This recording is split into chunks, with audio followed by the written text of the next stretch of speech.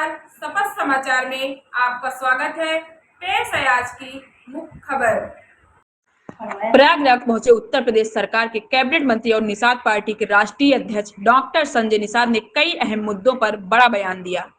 कांवड़ यात्रा से लेकर 2027 विधानसभा चुनाव, विपक्ष सोनम वांगचुक के अनशन और श्रृंगवेरपुर धाम विवाद तक उन्होंने खुलकर अपनी बात रखी।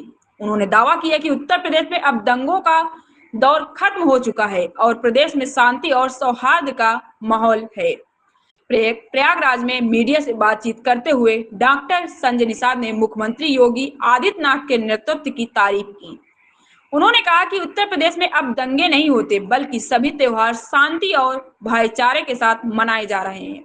उन्होंने कहा कि योगी सरकार भारतीय संस्कृति और परंपराओं को मजबूत करने का काम कर रही है। साथ ही चेतावनी दी कि जो लोग कानून व्यवस्था बिगाड़ने की कोशिश करेंगे, सरकार उनके खिलाफ सख्त कार्रवाई करेगी। सोनम वांगचुक के अनशन पर विपक्ष के आरोपों को खारिज करते हुए डॉक्टर निषाद ने कहा कि समाजवादी पार्टी इस मुद्दे पर केवल राजनीति कर रही है। उन्होंने कहा कि लोकतंत्र में जनता सर्वोपरि है और सरकार किसी को मरने नहीं देगी। उन्होंने सोनम वांगचुक से अनशन समाप्त करने की अपील करते हुए कहा कि उनकी न्यायोचित मांगों पर सरकार गंभीरता से विचार करेगी। श्रृंगवेरपुर धाम स्थित किले में कथित अवैध मस्जिद के मुद्दे पर भी मंत्री ने बड़ा बयान दिया। उन्होंने कहा कि इसे कानूनी और लोकतांत्रिक प्रक्रिया के तहत हटाने के लिए अधिकारियों से बातचीत चल रही है।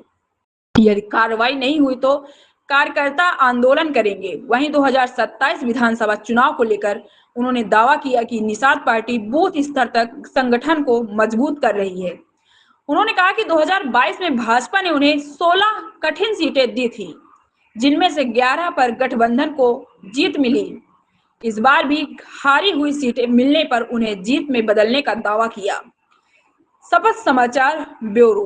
20 लाख नौकरी उत्तर प्रदेश में, 14 लाख नौकरी रिजर्व है, 7.5 लाख सामाजिक न्याय समिति का रिपोर्ट कहता है कि ओबीसी में 0.1 में दूसरी जाति है, बाकी सारे मिल्कमैन है, और एससी में 23% में 0 में दूसरी जाति है, बाकी सब लेदरमैन है।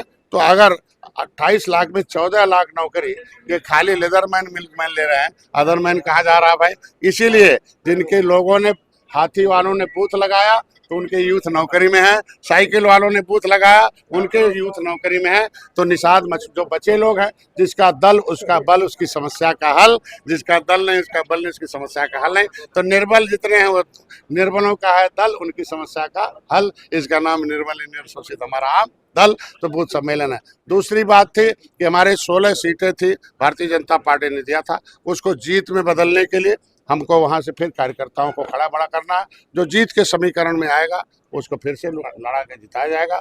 जो समाज जो झंडा उठाएगा वो भाई है। निषाद होकर जो झंडे का विरोध करेगा उसको क्या जनता कहेगी? ये जय निषाद राज का झंडा जब तक ये उठाते थे दूसरे का झंडा, तब तक खाते थे बेचारे पीठ पर डंडा।